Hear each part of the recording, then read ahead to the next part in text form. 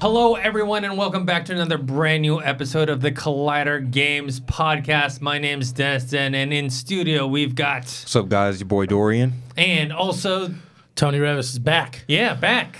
So back. And the caboose is at PAX right now. Dude, this is the first time I've been on, like, it feels like I'm, like, 3 or 4 weeks. It's like, this is the first episode I've been back, and now when I'm back, caboose is gone. Yeah. Now, like, yeah, so... Yeah. But this is the first one that you've been on with Tony, with right? Tony, yeah. But you guys have got a little trip. You got a little bonding experience. Yeah, we had went to San Fran, we had a good played some little time. PlayStation VR. It was Yeah, dope. Yep. exactly. So we'll be talking about that a little bit later, but you guys went together, and I think some stuff we can talk about today, and some stuff we'll talk about next week because of the embargo stuff. I mean, we can mention what you saw. We can talk. We can mention it. We just can't talk about it and give our impressions of it yet. Yeah. So the Can we even say titles and stuff Can yet? I think you say titles, right? I feel like well, titles. okay. Well, at least there. I saw It was a pretty tricky embargo. Iron Man VR definitely was announced. It was announced. Yeah, it was announced. Yes. So they also had the Trover's been announced for a while. Yes. And I saw a reaction video to that, I think, on IGN. So we can at least talk about those two. Plus, I think Five Nights at Freddy's I think is on there as well. Bro. Yeah. So all right, let's talk about the big news of this week, which is it's been hinted at for a while. They've been doing teases, but finally today they confirmed and did a reveal trailer for Borderlands 3. Yes. I know Caboose is a big Borderlands fan. I know I've played it. I wouldn't consider myself like a big fan of the franchise, but I've played it and I'm familiar with it. Tony, you're a big fan of this franchise. I really do enjoy this franchise. I'm very excited for this announcement. So at PAX East, they officially announced it, showed the trailer. What were your thoughts? Yeah, I mean it's Borderlands. They know what they have that is different than other games. You know, it's different than a typical first-person shooter. It's different than a typical serious shooter like a Halo or even like a Gears of War, which isn't first-person, but that kind of like serious kind of story. Yes. Like they know what they have and in their storytelling and the character of the game, and that's even you can tell just by the trailer. How the trailer breaks the fourth wall and is talking to you, the viewer, saying, "Look, we got this. We got 1 billion guns. We got, you want bad guys? We got bad guys." Like just that character and spirit of that trailer just fits Borderlands. That's what it's all about, and hilarious. Just a saxophone solo in the middle of it, dancing claptrap. Like it's silly, but if you know Borderlands, you love Borderlands. That's exactly what it is. So. Yeah, I mean, the animation style is definitely more colorful and cartoony. There's a tongue-in-cheek aspect to the franchise in general. Basically, they're teasing like this is because the last one, Borderlands 2, came out in 2012 on the Xbox 360 and PlayStation 3. Then they had the pre-sequel. Yeah, and then you had Tales from the Borderland, which was also a lot of fun. But a totally different type. Totally different. Yeah, it's Telltale game. Yeah. But yeah, interesting thing. The trailer was like 3 minutes and 40 seconds. Yeah, it was a long trailer. The part about the saxophone, it reminded me of Duke Silver. Yeah. From Parks and Rec. Parks and Rec. Hey. Because he's got a mustache and he's got his saxophone and he's like just playing it and he's a big guy. I was like, hey, it's Ron Swanson as Duke Silver. But yeah, I mean that's the thing is Borderlands 3 looks like it's just fun, nothing super new or different about it. Yeah. It's Doesn't seem like just they're reinventing the wheel. more of the same. And what if it works, you don't have to necessarily fix it. They're gonna have more details coming up, I think, next week about it. I mean, I don't know when they're gonna actually not announce it. When are they gonna release this? But maybe we'll get more info next week. They are releasing next week though the remaster of the original, which is exciting. So if this trailer, I might hop on the wave. Yeah, that's what I'm saying. If this trailer got you excited, it's a great way because it's a Game of the Year edition, the first remaster on these next gen consoles, and then they have the Handsome Jack collection out there for Borderlands 2 and the pre-sequel in one package there too. So yeah, I mean, I was happy to see that because I want to pick it up too and play it on next gen to get back in it to get ready for Borderlands 3. Yeah, so I bought it, played a little bit of it, was not a fan. I actually first one. Yeah, the first one. So I returned it, but this new trailer looked kind of like it looked fun, and I already talked about it on the previous podcast. Like Caboose gave me some advice like how to approach it. Now like I'm older and wiser, more mature. I can actually go back and like look at it with a different lens. So I do plan on, and this got me a little bit more excited to actually go back and play it. So now get a remaster. The biggest reason I'm a Borderlands fan is I've never played it solo. And it's in the era of the games when like you could do couch co-op, and that like seems like it's lost these days because they want to make their games so pretty that like they don't want to lose that by putting two people on the same screen. So like Halo 5, the first one without couch co-op, I was like, you got to be kidding me. Me and my best friend, we played Legendary on every Halo so far, and we couldn't do that anymore. So like my fondest memories of Borderlands is doing split screen. You can even play 4 players split screen on the same TV, crazy. Which is awesome, And so maybe that's an experience you can have. It's fun to, Oh, you can do co-op on. You can do co-op, which makes a lot of fun. So never mind. Well, you can go co-op online. Like nowadays, I'm older than you guys, so like getting someone to come over to my house to play a game is it's not the same like it used to be. Like when we were in college, it's like that. Right. We're playing Halo 4-player, or actually no, playing 8-player because we're hooking up LAN parties, 2 or 3 Xboxes actually. Man, the good old days. Yes, when all your friends are not married, no kids. And, you know what I mean. But nowadays it's like the only time I can play with friends is online. Right. So and even that's hard these days. Yeah, because it's like are you free? No, sorry. No, like, exactly. Come on, man. This is my one day. I get to play. Exactly. It's like, sorry, can you like play the Sunday? windows of time that I can play video games is like. It's like rough. A 2-hour window on this. It's easier to launch a rocket into space than me being able to coordinate with friends to play a game. Right. That's why like the Switch has been so good because I'm like, I only have like 20 minutes while I'm waiting for my laundry to dry. I'll need to play like Tetris 99 real quick. I can't just like jump in onto my PlayStation and like have a session. Up. You know what I'm saying? So it's tough out here. During the keynote speech. One of the guys from Gearbox said, Battle Royale games are fun. That's not what we're making. Good. So they are not being influenced by, because obviously we've seen like Call of Duty with Blackout. We also saw Battlefield 5 with Firestorm. Like, so this whole Battle Royale thing that's kind of taking over, they're saying, look, we know what people like. In our game, like Battle Royale games are great, but that's not what we do, and that's not what we are, and we're gonna keep to that. And it makes sense. Why piss off your fan base and go in a different direction in hopes, crossing your fingers that maybe it can be even bigger? Borderlands is already big enough, right? I don't think it's worth the risk, and that announcement alone made me happy, just in regards to the rest of the game. That they know what they have and they know what makes Borderlands special and they're going to focus on that. Just in the simple announcement talking about Battle Royale, just means they're not going to try to reinvent the wheel. Like, we love Borderlands. Like, the people who love Borderlands love it. Just give us that, and it looks like we're on that track. So and it'll be the first Borderlands, well, minus the remaster, right, on this next generation console. So that's some pretty exciting news. I know a lot of people are happy. You're happy. Caboose is happy. I'm gonna keep my eye on it and see how it goes. Maybe play some of the I wonder what the price point is going to be on the remaster. I don't know if they've announced that yet, but I know you can get the. Well, I have the first 2 on 360, which I can just pop into my Xbox One. But you can get the collection, the Borderlands 2 and pre-sequel. That's like $15. Or can you just give me yours, bro?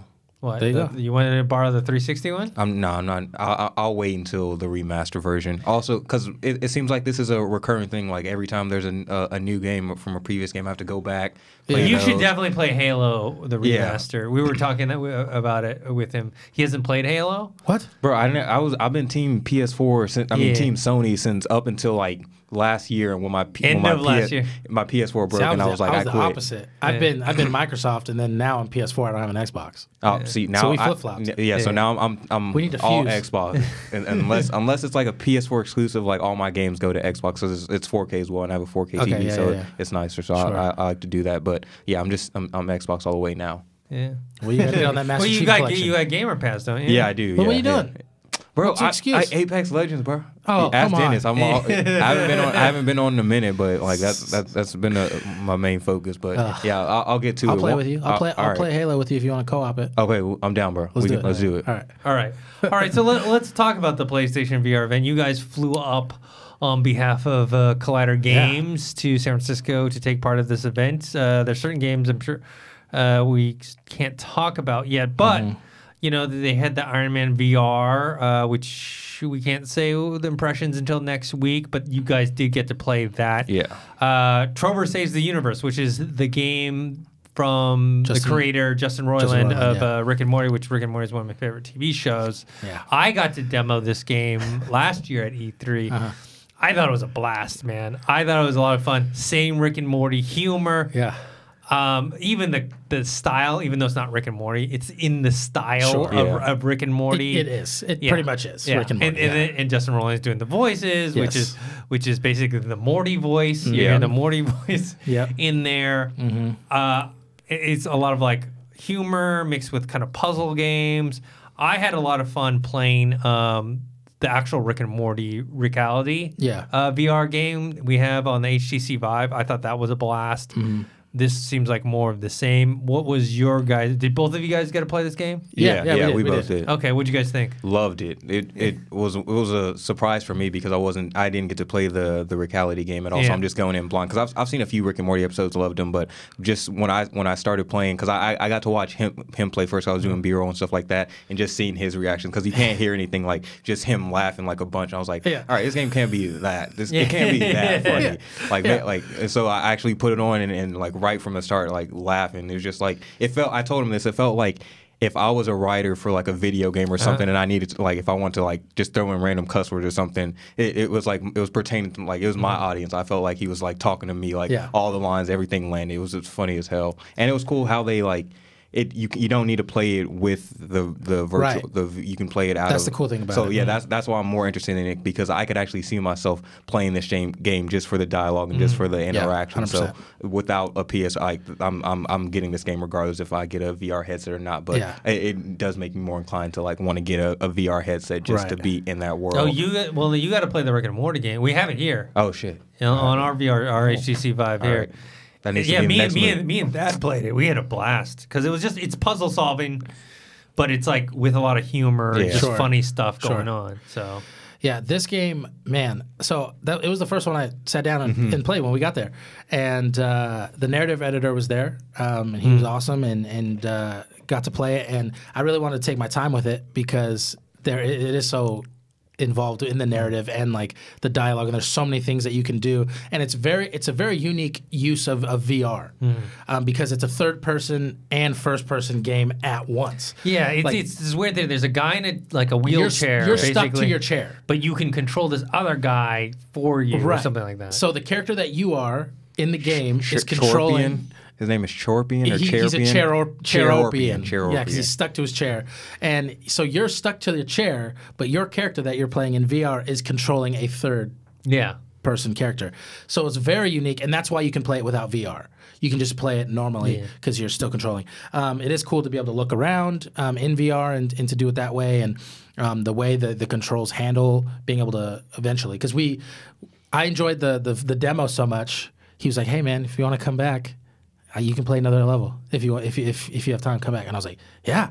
So then I came back and he let me play the second level, which was the one that you played. Yeah, I just jumped right in. The demo, it kind of teaches you how to play or whatever. Yeah. So, but it's not too complicated, so he figured it out. But he let me play the second level, and man, I just loved it. Like I was dying, laughing hysterically, and there's so many different things, because then I got to watch him play it after, and there's like things you get to do, there's choices you can make, there's things that you can do that change the dialogue or different things. So it's funny to see the decisions he was making, or maybe how, I was like, I made the same decision, but now I know the twist, so I'm waiting to see his reaction on it. And it was hilarious. How far did you get to play till? Or there was this one puzzle, I don't know if you guys played it, where you have to like kind of go up higher, and there's like a puzzle, and then you solve it, and they give you a more complicated one, and you solve it, and then you give this like really hard one, and you keep trying to solve it, and it's like impossible. Yeah, he's like, oh, screw this, let's just break the door down. Exactly. That was in the second level he played this, where it's like there's buttons, and you have to turn all the lights green. Yeah. He's like, hey, how'd you do that? It's like, all right, there's another one up there, go do it again. Yeah. So there's just like 3 buttons, and you do it, and then there's 9, and no matter what you do, you can't fix it. Solve and he's like, you know what, screw it, let's just break through this door. You're like, okay. So that's about as far as I got there. I went to the part over there. Okay, so I don't want to spoil we got to finish that level. Okay. Which was it's really cool. And the end is just hilarious. And before you start there, you get to talk the character Trover that you're controlling in third person. You get to talk to his boss, where he's telling you like, all right, you got to go do this stuff.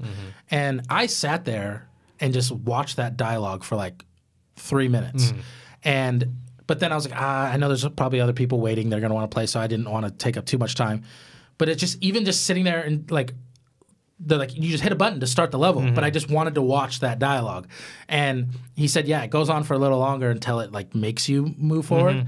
But it's just like little stuff like that. That little polish is so fun. I cannot wait for this game to come out. Like out of all the games, without spoiling anything, like I was pleasantly surprised like how much like this, like if I had to rank all the games I had to play so far, this was definitely like one of the top ones I thoroughly enjoyed. And you probably weren't planning it, right? Or you weren't expecting that one. I wasn't expecting it. I just was like after because he was a big fan of it already, so I was like, it can't be that funny, bro. Like, come on, let me. But it genuinely surprised me. It was hilarious. Yeah. The Rick and Morty game came out not last year, but I think the year before. That sounds right. So I'm assuming that when they were working on that is when Royale probably got hooked into the VR and was like, man, we should do this. I'm going to create something separate. Obviously here at Collider, we're very big into VR. Our boss, Mark Fernandez, he loves VR. He's got his own VR system at home. We have the one here. We're working on a VR game, the Twin Peaks VR game. So we're all fascinated. You know, I just love the immersiveness of VR. And, you know, obviously the technology is getting better and better and just making it more easily accessible. Right. So it's one of those things where it's like, it's cool that Sony is going and pushing forward. Because the funny thing is, even though PlayStation is huge and massive and the installed base for VR isn't as big as, you know, they're still one of the biggest installed bases for VR, period. So they pushing this type of content and having this event is just pushing the whole kind of this whole technology and this type of games forward. And what I really enjoyed with the things that we saw, without again going into spoilers on other things we can't talk about yet, is just that this is becoming like, it's not just becoming like a secondary thing where it's like, oh, a VR game is just going to be like a 30-minute experience or just kind of like a limited thing, like kind of like a gimmick. Like no, these are like heavily designed, built for VR games. That it's its own thing, and you're going to get a full experience out of it, which is really, really exciting. As we move forward. And it was about a 4-hour event and ran a little bit after, but we were like, when we first got there, we were like, oh, we got so much time. There's only about 6 or 7 games. We got so much time. Yeah, there was like 8. Yeah, by the time like we're playing like out of one of them, it's like 30 minutes have passed. It's like, damn, like it flies so fast. And that was the cool thing about Trover too, is like, you are stuck to your chair. Yeah. You're not, some games you're up on your feet a little bit or whatever. And it's very unique in that, you know, sometimes VR, I feel like I'm going cross-eyed if I play for too long or whatever. And like I could have sat in that headset for hours. Yeah. Which was great. Cool. Definitely getting this game. And then the other one, which I regret doing, that we had to do, because I was like, we got to do it for the video. We were fighting each other all day. I'm like, I'm not doing it, Dorian. I'm not. Like, no, it's going to ruin my whole day.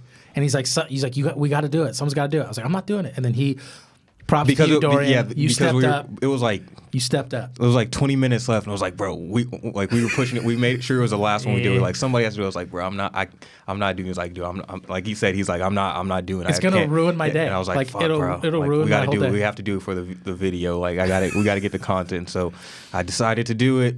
And so this VR game, it's I think he said it's a culmination. Like there's 3 different experiences you can do, and then the first one is a combination of the first 4 Freddy games 1 through 4, like a blend of those, and then another Five Nights at Freddy's. Yeah, Five Nights at Freddy's. Five Nights at Freddy's. Yeah, so it's a blend of those, and then the second one is like you're in a elevator, a vent shaft, and you can turn all 4 ways, and you have to like try to fix. So is that game really that scary? Bro, yes. Because like people are telling me the mobile version is so scary, and I look at the artwork, and I'm like, that looks like kids or whatever. Right. Okay. For me, it's like my nightmare. Okay. Like I don't like clowns. I don't like animatronic stuff. Like it's already creepy to me. So the fact that like I know it's gonna jump scare me, it's too much. It'll push me over the edge. It was ridiculous. Like so, one thing they had, and I think it's an unexpected jump scares because one time it will be they say like make sure to take out the right eye from this way, but my thinking, because we're on the right side, like everything is flipped. So I was like, all right, let me just pull out the right eye. As soon as I like barely touch it, jump scares. Like it's those unexpected ones. And the fact that you have one, I think this is going to be the more scarier version of the game because of course because you're immersed. You're completely like the headphones, like you can hear some crawling in the back, and you're turning this way, and then when you turn around, a jump scare is you feel like you always have to like monitor where you're at because at all times there's something that could be jumping out, which is kind of nerve-wracking. That's why I didn't want to do it in the first place. Hey, me too. I told you, watching people play it on YouTube freaks me out. Like I can't even imagine doing a VR. But the cool thing about the game is it's not a mainline game in the series. Basically what it is, they had 3 different mini games there in the demo, but the game itself is going to be over 40 games, and it's built in between like the first 4 Five Nights at Freddy games, some new ones. So it's going to be something that's like familiar. If you've played the games, it'll be like a mini game that's kind of familiar. You're just now doing it in VR, and then brand new ones. So it's not like its own story game, like you're not doing like the 5-night progress thing. It's just kind of a collection of mini games. I can guarantee we can get if we showed them the Makuga videos. I guarantee you they'd be like we gotta get them this. We gotta get them this. Like let's do it. For me, it was scary. So I know for a fact like Makuga will be shitting out of his pants just when he puts on the headphones. And that's the thing. It's like I was like, Dorian, I have nothing to prove, man. This is too scary for me, man. And you took that bullet. I appreciate you. I took the L, and I mean, I don't regret it because it was fun. Like it was a cool. It wasn't a cool experience, but I mean, you regretted it when after you were done. You're like, I wish I didn't do that. No, I regretted after the first jump scare. I literally was like, all right, fuck, f this. I quit, but I stuck through it. I stuck through it as a champ. Nice. Yeah. All right. We'll talk more about this next week because you guys got to play Iron Man VR. Or you got to play some other games that we'll talk about. Overall, good experience. Oh yeah, awesome. Yeah, it was dope. So awesome. Did you know that your guys were like 2 days behind, like Keanu Reeves? What do you mean? What? So there's a viral story going around. It's a true story because they get like Instagram videos, all of it. So So Keanu Reeves was on a flight from San Francisco to Burbank. I think 2 days before you guys were doing it, and I guess there was some sort of plane malfunction, right? And they landed in Bakersfield. Yeah. And then they were like, "Oh, we don't know." Good guy Keanu. Yeah, and then we didn't know. They didn't know whether or not the plane was going to be fixed or ready in time to get up and then fly back to Burbank. So they chartered a bus, and so Keanu went with like 4, 5, 6 other people in this bus to drive back down to Burbank to get their to get their cars and whatnot. And it's the most random. Didn't he charter it? I don't remember. Maybe I think he was like, let's get on this bus. Yeah. Like he was, and they're like, what? Really? He's like, yeah.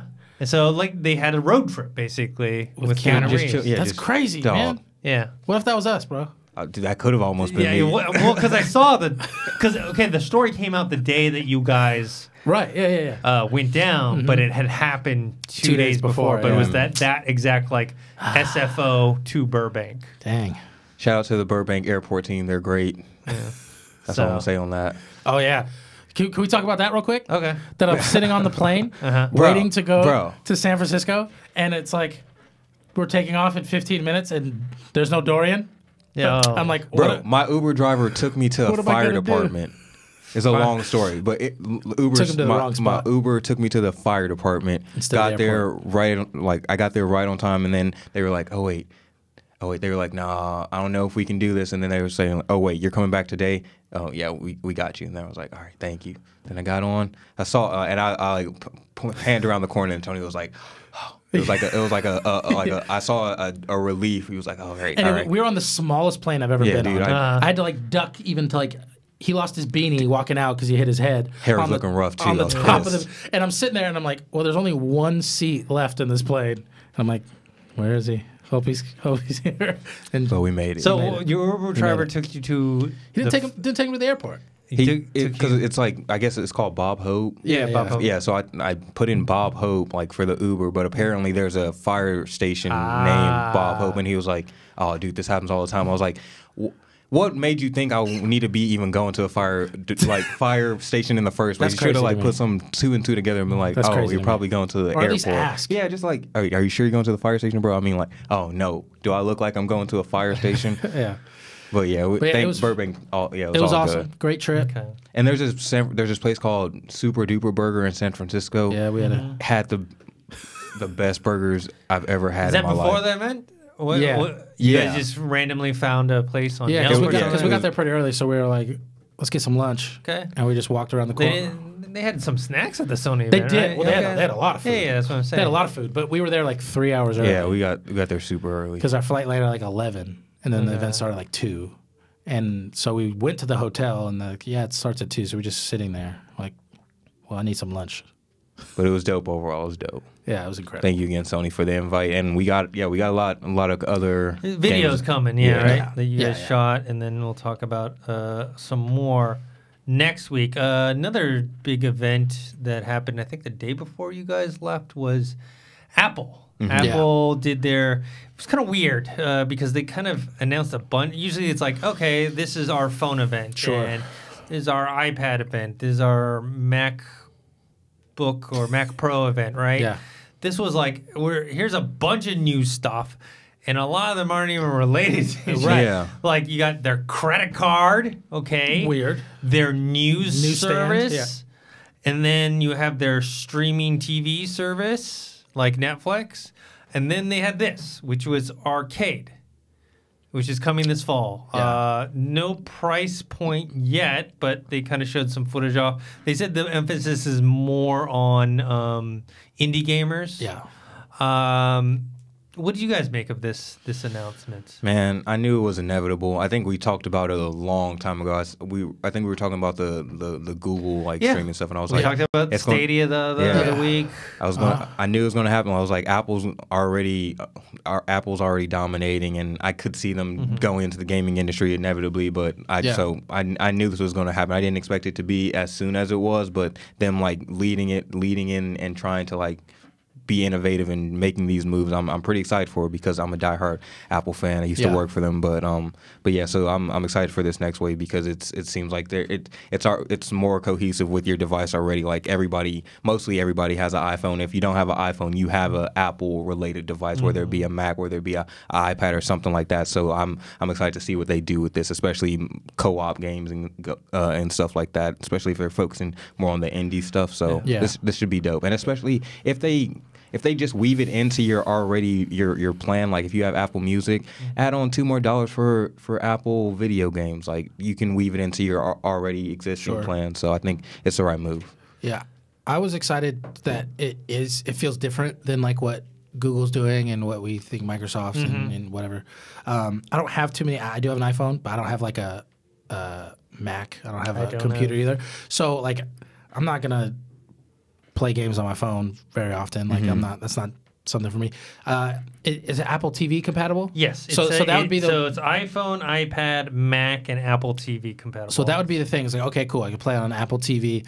But I like that it's different. If it's focused on indie and it's not like it's a subscription base and tons of games. Because what I was so worried about, which I talked about last week when we were talking about Google, is like I was worried about this arms race where it's going to be like, all right, Borderlands 3. Yeah. If that's going to be only on Google. Yeah. Or and then another game's gonna only be on Apple. And it's like I don't want 9 subscription services if they're all the same. Just have their own different libraries. That'd be frustrating. So I'm happy that Apple Arcade seems a little more niche, a little more tailored to something different.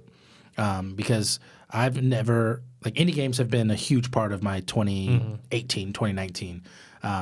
So I'm all for it if that's the focus. Yeah, I mean, for me personally, I don't have any Apple devices, so I am not the customer because obviously with Apple they like to have their closed system, and so I don't have an iPhone.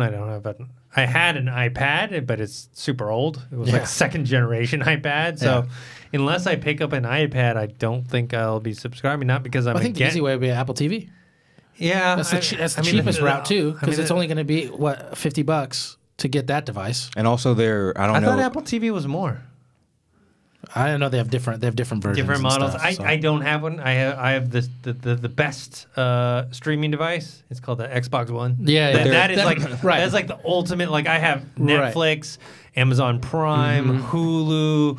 I have like everything. I have DAZN, ESPN. That's a nice thing about this Apple Arcade, though. If it's only going to be on Apple devices, like that is definitely the cheapest route. And I think they for Apple TV itself, for Apple TV itself, they're gonna actually like make it free, like the app. The app itself, so not like the Apple TV, but the Apple TV app, like you can download it from your smart TVs as well. Like so, if you have like a Roku or something like that, like it rolls out, and I think it rolls out like by the end of this year. So there's gonna be an Apple app on my Roku. Exactly. Okay. So yeah, are you sure? Yeah, but I'm not sure if you'll be able to actually like. That'll count into the video game, the arcade part. Maybe you actually have to have an actual Apple TV. Yeah, I think that's more for just the streaming service. But that's weird though, because why would they do that? Because if I already have, why would I put Apple on my Roku for streaming? I already have streaming on my Roku. No, for Apple streaming service. They're exactly whatever Apple Plus. Yeah, okay, gotcha. Okay, I don't know, I'm looking at these Apple TVs, $150, man. Oh well, $150. Still better than getting an iPad and you're getting to play on your TV. Yeah, you know what I mean? Because something about it, like this, all the streaming stuff sounds cool, but like I'm not going to be playing a Halo on the bus on my phone. I'm not going to be doing that. I just don't see it happening. So, getting to play it Apple TV. But I could kind of see them if they can market it like this can be their type of version of a Nintendo Switch. Like you already like for the people that have them like their iPhones. Like if this is catered towards someone who is in the Apple ecosystem. Like if you own an iPhone, an iPad, a Mac, or whatever, any type of either iOS or Mac OS thing, then it's like that makes sense because now you can play it on those one subscription. You can play it on these multiple devices, Apple TV, all that stuff. So it's like that makes more sense. They haven't announced their price yet. I'm assuming if they want people to subscribe to this thing should be $4.99 a month. Honestly, if you don't have like a big boy like because that's the thing. What games are we gonna play on here? Like, is it? It's gonna be right now. Just it's like all their indie games. It's gonna be like their app store, like the games you can get on the app store. Like it's just those. But, I mean, they said there's gonna be exclusive games. So that's cool. But what I'm saying is like you're not gonna get someone to subscribe for let's say $10 a month or more if you're not bringing out like Last of Us, Halo, right. like those type of games. I'm not saying those games are always the best games. What I'm saying is like it's just in the customer's mind they're not paying. Right, and then here's an interesting thing. We know that Microsoft and Nintendo are buddying up, but Nintendo's been putting these mobile games on Apple. Yeah. Maybe there's a future there for something that they can do. Possibly. I mean, with the Apple TV, they're streaming. They're streaming plus. They're actually allowing you to subscribe to Showtime and HBO and stuff like that. I think Netflix obviously isn't part of that equation. Hulu does that. Yeah, I don't think Amazon Prime is part of that equation either. So they're trying to have their own stuff and aggregate at the same time. I think Amazon Prime does HBO. Possibly. Yes, HBO and Showtime, because I have my HBO and Amazon? Showtime and my CBS All Access all through Prime. Yeah. So it's easier to put all in one place. Smart. Yeah, I say $4.99 is because Apple Music is $9.99, but if you're using a college student discount, it's $4.99. So yeah, I would say $4.99 is a good like. Yeah, and plus with Apple Music, you're getting so much music. Like how much is going to be on this for video? For exactly. Yeah, so $4.99 is a good. Like the library size of Apple Music is unfathomable. Yeah, well, I have not traversed over to the streaming music Spotify. stuff. Oh, you don't. Oh. You're just. I'm an you're old still schooler. using. We buy Napster? No. I buy just digital versions of just buying the music. albums? You support that means you're supporting your What artist. about? That's You good. can stream on Amazon, can't you? If you're Amazon Prime. Well, yeah, but they have limited amount of music. Yeah, you know? It's like, so if there's a band that I like, I'll just buy their album digitally, whether it's on Amazon Prime or iTunes or whatever. Okay. And then put it on my devices, and that's pretty much it. I don't know, just because the problem with streaming stuff is like, Here's a question: How much music do you buy a month? I don't buy a lot. Okay, so that's the thing. I used to buy a ton. I used to buy like a ton. Because I'd buy like 4 albums a month. True. You know. So then I'm like, well, now I'm just paying $10 a month instead of paying, for each but then the selection. if you're not buying you don't know. anything. I don't know Apple or Spotify, like in terms of does each service have everything. I mean, for the most part, Apple has like everything. I know Tidal, Jay-Z's app, they have some exclusive artists on there, but most of the time their music still finds its way onto Apple Music. Eventually, usually it's there early. Yeah. how is Tidal doing? I don't know. I haven't heard anyone that actually uses it. Okay. No. Only people that use it are like, oh, Beyonce dropped an album. Let me get Tidal real quick. The free 7-day streaming or something like that. Yeah, but the only time you really hear about something Tidal is if like it's a Tidal concert or like Jay-Z or Beyonce are doing or release besides that. I've heard of people subscribe to Spotify, and I've heard of people subscribe to Apple Music, but I haven't met a single person that's on Tidal. No. Apple Music is better than Spotify. I know that's a hot take, but I think I have Apple Music. Okay, so but I'm not like anti Spotify. I mean, neither. No, I'm not anti. That was a hot take. I'm just saying Apple Music is better. I have a Spotify account. But the thing is it's like Xbox and PlayStation, right? It depends on what the exclusive ones are, the ones that you right. And I don't like. think there is any exclusivity compared to Spotify and Apple. I'm pretty sure there is. I'm pretty sure there. Yeah, I'm pretty sure like I've never come across it. Yeah, I'm sure in general they probably have most similar catalogs, but they'll pick out like certain big artists and be like, okay, well that person is only on. But if you don't care about that big person, right? Like I'm sure who has the Beatles catalog. Like I think Beatles are on Apple. Yeah. So, but I think Prince, or this is random, but I think they like just recently they released Prince's like old music onto Apple Music. Okay, so Beatles is on Spotify and Apple Music. I think it used to only it wasn't on Apple for the longest time, and then it finally came to Apple. Yeah. And then the thing about Spotify too is like you can get podcasts and stuff on there too, as opposed to Apple where it's like you have 4 different apps for that. So that's a fair point. Podcasting, Apple. I mean, podcasting goes to Spotify. I'll give them that. That's just because it's all built in the same app. Yeah, it's all in. Yeah. So but all right. Mortal Kombat 11, game that's highly anticipated. It's coming out fairly soon. A few weeks. Dorian, what kind of new stuff? Yeah, so our resident super fan, Caboose, he's out at PAX East, but regardless of that, I can still beat him in Mortal Kombat. So this week we had a couple new reveals. We had it for DLC. They did the first DLC reveals as Noob Saibot and Shang Tsung. And then for like the actual in-game story mode characters, we had Jax, which was a big reveal, Jackie Briggs, and then we had Kotal Kahn and Liu Kang. So a lot of these, we got Jackie Briggs and Kotal Kahn coming back from Mortal Kombat X.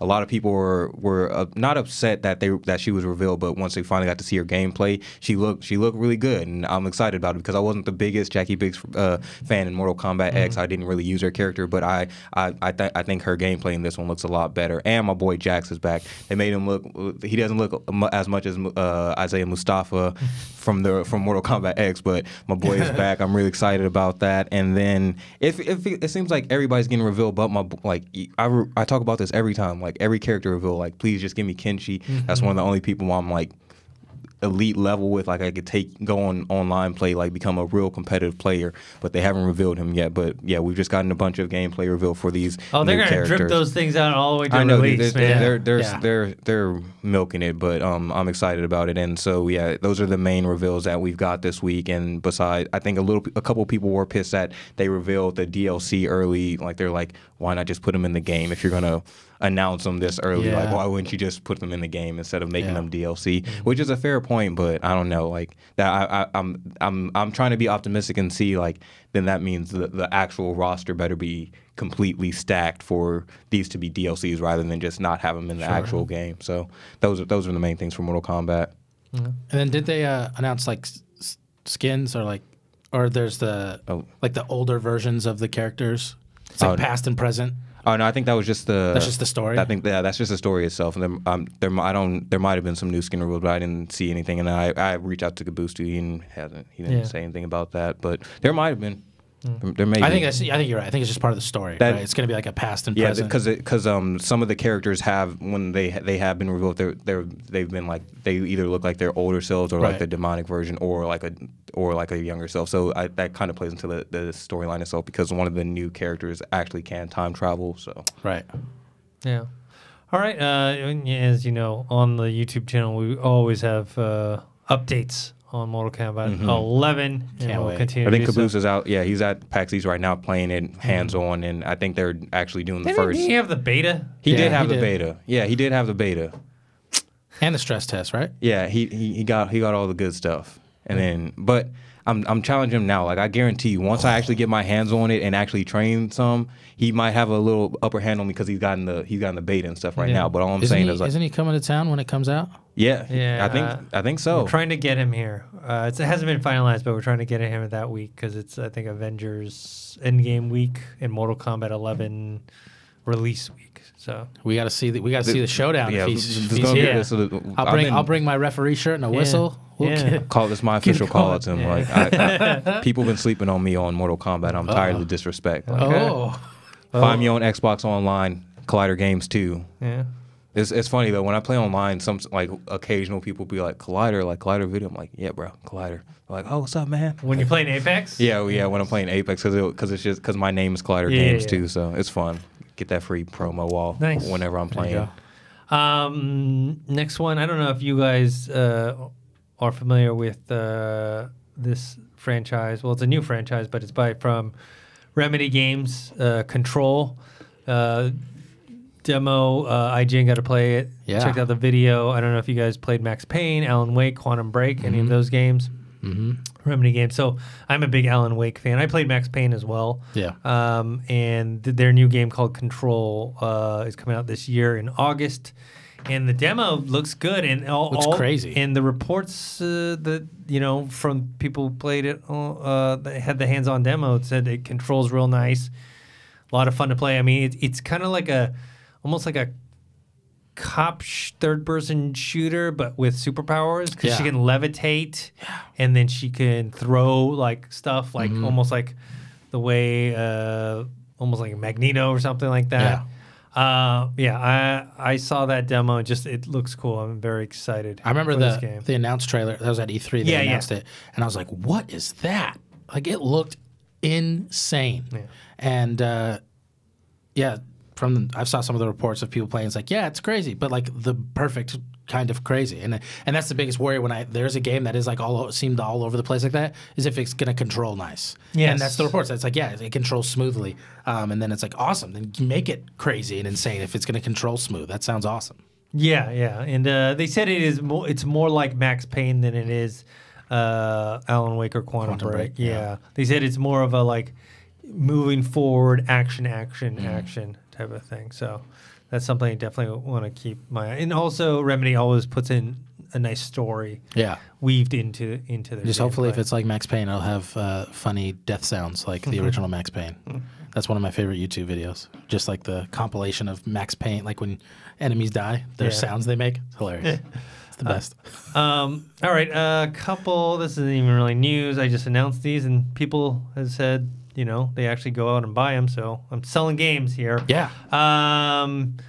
Let's see. We've got a GameStop has a sale on PS4, Xbox One, and Switch games. I'll read off the pretty good ones. You have the PS4 Slim 1 terabyte Spider-Man bundle. This is not the cool custom Spider-Man. That one that I know Koi got. And that looks nice. But this one's a 1 terabyte PS4 Slim with Spider-Man, $300. Some good PS4 deals. The BioShock collection, $20. It's a deal. Borderlands: The Handsome Collection, $14.99. That's not the remaster one though. That's Borderlands 2 and the pre-sequel. Oh right. Yeah. But still, get that $15. It's a deal. Because then when the remaster comes out, then you got all three. Okay, all right. You know what I'm saying? Skyrim on the PS4, $20. It's special edition. Skyrim PSVR, $40. Madden NFL 18,999. UFC 3, which I already have on my Xbox One, but it's only $10. I paid like the full $60. Right. Isn't that kind of frustrating? Yeah, but I mean, I have played it. You've been playing it, right? So you're getting your money's worth. But yeah. Let's see here.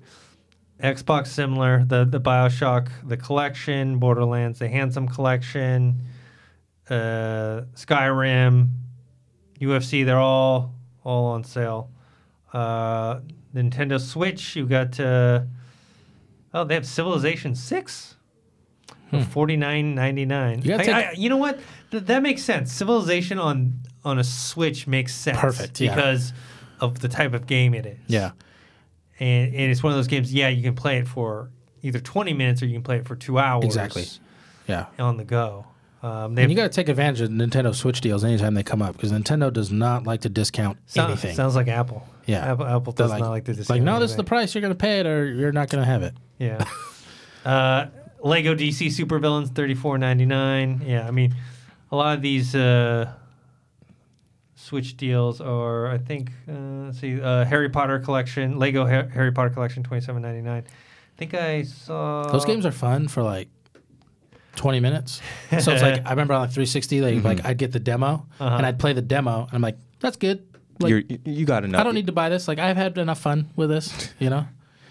But I mean, again, I'm a grown ass man. So like, I'm sure they're not targeting Lego Harry Potter to me. So Xbox One digital deals. Now this one, I think a lot of people will be interested in because you have the whole Batman Arkham collection for $24. If you haven't played Batman and you do not, all right, I might have to get that. The whole collection. Something's wrong with you. Arkham collection, $24. Is all three games? Digital. It's only digital. So it's let me Arkham Asylum, Arkham City, and Arkham Knight. Let's see here. All right, I'm getting that. I'm making that move.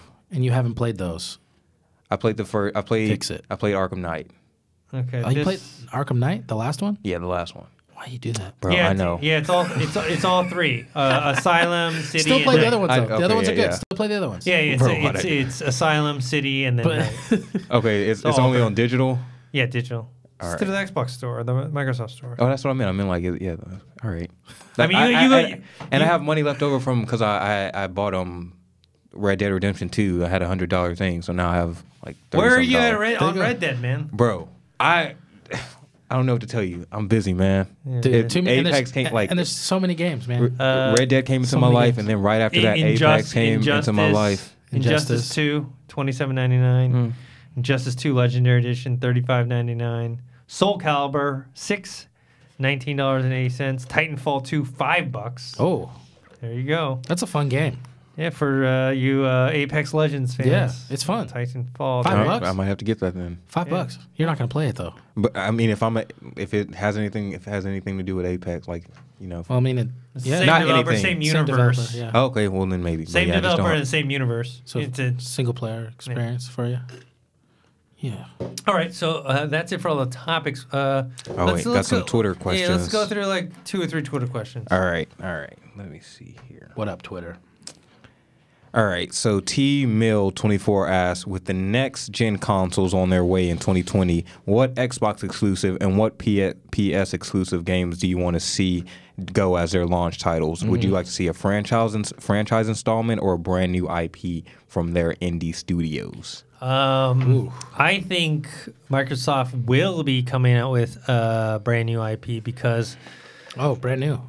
Well, I mean, they're going to do Halo. They're going to do they're going to do Halo Infinite with the next gen console launch, and then I think they're going to do a new IP because they did that. They basically forming that super quadruple A house studio with like a bunch of different top developers from different like big games. Right. So I think they're going to want to launch with something that's just like bam, like their Last of Us or their Uncharted, right? Because they have their Halo, they have their Gears of War. They have some other games like Forza and whatnot, but really, those two are the two biggest kind of. They don't have the action adventure. Yeah, where with PS4 you got a lot of exclusives, so I think they're going to come out with some sort of like, I must play that type of game. Yeah. To sell, basically a system seller, right? They don't have the Spider-Man game. That's where Microsoft and Xbox lost this generation, is like they just didn't have the exclusives.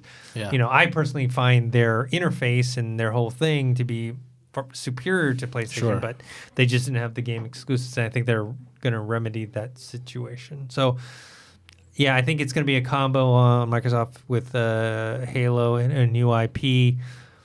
PS4, it's weird because we're getting Last of Us before the next generation, so you're not going to have Last of Us. Are we? Before, it doesn't mean this year, but it means there's before. So many games we don't know. Like, we don't know when we're getting Last of Us 2. We don't know when we're getting Death Stranding. We don't know when we're getting Ghost of Tsushima. Like, when? But they are. I don't know. We'll have a better idea at E3. No, we won't. They're not going to be there. That's true. That's true. But it's definitely going to be on this generation console. Yeah, I know. It won't be on the next generation. Yeah. So, but then what I'm saying is, what are they holding back for their?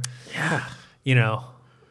Maybe so. The only I'm fine with them doing brand new IPs, but the only franchise installment I would want because it only makes sense when the PS4 launch. You got an Infamous 2 game with the launch. Throw in an Infamous 3 with the PS5 or whatever. That's all I want because I love those games. Yeah, I like Second Son because it's in Seattle and I'm from Seattle, and I was like, oh, this actually looks pretty good. It looks pretty good, Seattle.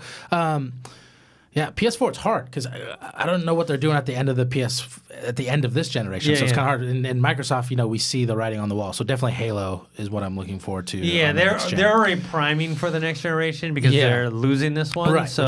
which is smart. Now, my biggest question for Microsoft and when it comes to Halo Infinite, I was like, please don't have Battle Royale in there. They're gonna though, right? They're going, yeah. They're gonna. Yeah, but.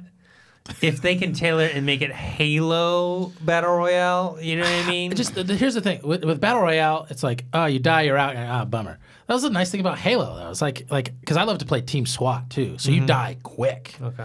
So it's like, I don't want to die quick and have to get into an entire new game. Yeah. I think it'll be a mode, but it won't be the primary mode. Sure. That's fine. I am all about team deathmatch in Halo. Yeah, me too. So... And then obviously you always have your favorite maps. I was just bad at it when it comes to just regular Team Slayer because you could be running this way and I'm behind you and I shoot you first. You'll still jump, turn around and kill me somehow. So I was like, so that's why I like Team SWAT where it's no shields, nothing. So headshot, you're done. Because then I could see. I like the shields. I could compete. See, I like the shields because then I have a fighting chance when they attack me. And you get me every time. That's why I can't compete on Call of Duty. Call of Duty, I'm like, bam, one shot and I'm dead. Yeah. And then I got to start got to respawn somewhere and then die and then respawn, That was a good question. That was tough. Yeah, that was a layered question. Yeah. All right. Next one. This one is from Kate Killmonger. She asked, MK11 could pull in major PS4 sales. Would it be better to purchase it in April or the end of the year, waiting on another anticipated game to drop? I mean... That's an age-old question, right? Yeah, I think if you are a fan and you can't... Most of the time, if I can't wait, I'll buy it straight up. But if I know it's a game I don't have time for, I'll pick it up later down the line. But if you are an MK fan, then I'd say get it. I mean, unless, you have budgetary concerns and by waiting, you're going to save yourself... At least $20, $30. It's going to go on sale at some point. All games do. Yeah. I mean, by Christmas whether it's an E3 sale or Christmas sale or whatever. Yeah, by Black Friday. But do you want to wait that long? Yeah. That and the online competition. Also, if you play online, if you want to be competitive in that, the earlier you get it, the better. But if you're just strictly want to play it for fun and none of your other friends have it and you don't need to play against them, then you can wait. Right. I could see them also asking maybe should they wait until maybe all the DLC characters are revealed and then. Yeah. I mean, it kind of depends. Yeah, it depends. You made a good point. It depends on what you want the game for. So, I love Mortal Kombat. I've been a huge fan of the whole series. I'm not great, and Mortal Kombat 9 I put enough time in it that I could play online and win sometimes, but for the most part. I'm just getting wrecked, and then I'm not enjoying myself online. But I love what NetherRealm has done with Injustice and Mortal Kombat with their story modes. I love it. But for me, it's like if that's what I'm going to play for, I can go get out a Redbox, play the story mode in one night, and take it back. You know what I mean? So yeah, it's just kind of depends. What do you want to play the game? If you're trying to be competitive, you better jump on it quick. Yeah. If it's something, the benefit of there being so many good games, and like, I complain about that a lot. Like, I don't have enough time, and there's so many good games, is that I do get to throw games on my backlog, and then I'm like, oh, this is a game I want to play. It's only $20 now, which is nice. Just depends on where it falls on your. I do that with Xbox Gold, and then I only play like 1/5 of the games that I like download off of Xbox Gold. Yeah, like I'm like, oh, that's a cool game, I'll get it, and then later. I got a lot of saved, downloaded games from Game Pass just waiting. Yeah, the same for me. PS Plus, waiting. I would get every game every month, the 2 games every month, and like 90% of them I've never played, but I got them. So. We'll get to him. Rome wasn't built in a day. Yeah. All right. This is another good one from T. Miller. He asked, what character from Super Smash Bros. Would you like to see be put into MK11? And what character from MK11 would you like to be put in Super Smash Bros? I'm sure Nintendo won't mind seeing Donkey Kong get his spine ripped out. It's fine. I mean, you could go the Sub-Zero route and do it Kitty. Taking him into, because you just freeze someone and they break apart. And you do a kid-friendly version of Sub-Zero. Yeah. The other way around, I don't know. Is Metroid in Super Smash Brothers? Samus? Samus, yeah. Okay, Metroid. I was like, my go-to was maybe Mario. Because out of all of them, he seems like he'd probably be the one to hold his shit enough, like get knocked down, he'd get back up. But I couldn't see them like ripping out my boy Mario's spine. So somebody, I don't know. This is a hard one. I'd like to see like Ganondorf. Okay, yeah, because he's I could actually Kirby. Kirby and MK would be some. Yeah, there's different routes you could take. It like Ganondorf's like, oh, he'd fit the theme of Mortal Kombat a little better. But then put like Jigglypuff in there, just. The total dichotomy. Just Ash, the trainer Ash himself and all his oh, dude, I couldn't see Pokemon getting their shit ripped up. Who else from Mortal Kombat could be in Smash? Like if they kid versioned it, because I mean, like they love doing. Do Scorpion too. Then like you just don't throw the spear. Like his spear wouldn't just be like. And they love doing like title characters like that. They can put Liu Kang in there because then you can get some Liu Kang versus Ryu battles in Smash. Damn, Ace. Nintendo, what's up? We just gave y'all a fire idea. All right, let's do one more. All right. I don't know. This one y'all might not be familiar with. Why haven't we gotten a Shinobi like? Oh wait, no. Okay. Preston B asked, why haven't we gotten like a Shinobi like Ninja Gaiden game yet? I've heard it was reserved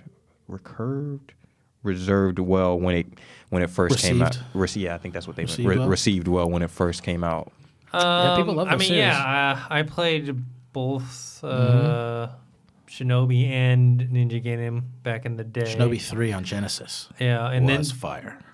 Then later they had a Ninja Gaiden game, I think on the original Xbox that was pretty good. It was tough. Ninja Theory made those games. Yeah, it was a lot of fun. It was very hard. You have them. They're just. I think like the Ghost of Tsushima and like some of the other stuff are in that vein of those. Yeah, that's a real realistic one too. Like in the time, because I like Ninja Gaiden is like a modern ninja type thing. I don't know. That's a good idea. I mean, I would be, speaking of Smash, we still have 4 DLC characters coming up. I wouldn't be surprised if we don't see the character from Ninja Gaiden in it, because it's like the 30th anniversary this year. And that's a classic Nintendo game. But you never know. Apparently Nintendo has a bunch of exclusives that they're going to be working with.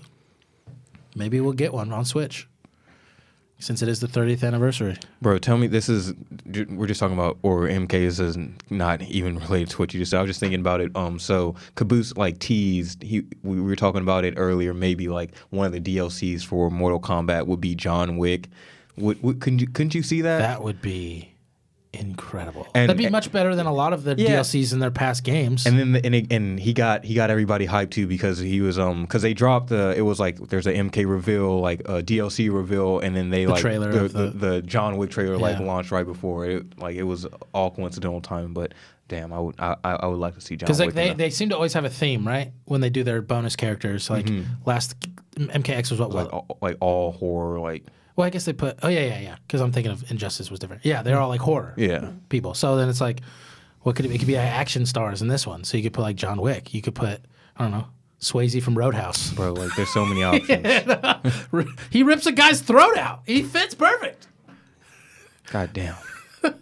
You never know, man. Like there needs to be all fighting star Mortal Kombat DLC. Like whatever you got to do, get the rights to it. Van Damme from Bloodsport.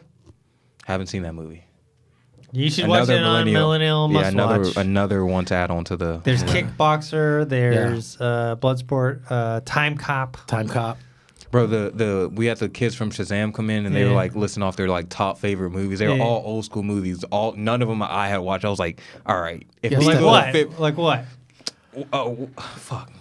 It was okay. Goddamn, what was it? There's a movie called Tiny something. I don't know. They were like they each listed off 5 like and Thad and Maku and all of them like, oh, these are like deep cuts. These are good movies. I'm sitting there like, dude. I haven't seen one of these movies. Like it was a real wake up call. It's like I actually got they're like 14, 15-year-old kids like just with these deep cut movies. Like some of them I've heard of, but aren't you watching the prequels for the first time ever? Yeah, I am. I got to watch those soon. Oh my god! What? Yeah, he's never watched the prequels. I've seen. What were you doing, bro? When you were like 10 years old? Basketball. You weren't playing Halo, bro. Basketball. You weren't watching the prequels. I was up like from 4th grade, from 3rd grade on. Basketball. I was playing on a select basketball team. Man, always traveling. Like never played football, movies. I was playing baseball. I was doing it too. Come on, man.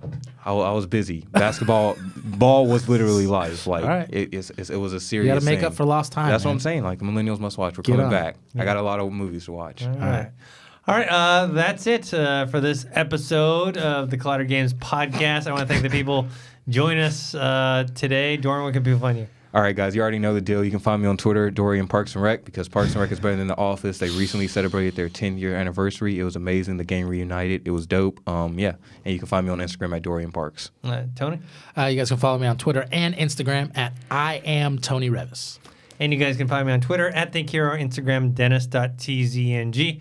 Make sure to subscribe to this YouTube channel, youtube.com/Collider Games, or subscribe to the Collider Factory podcast feed where you can find this podcast and many others. We also have podcast feeds for Movie Talk, Jedi Council, Heroes. We just started a Game of Thrones. I just started a Game of Thrones podcast on the Collider TV Talk feed. So check those things out, and we'll see you guys next time.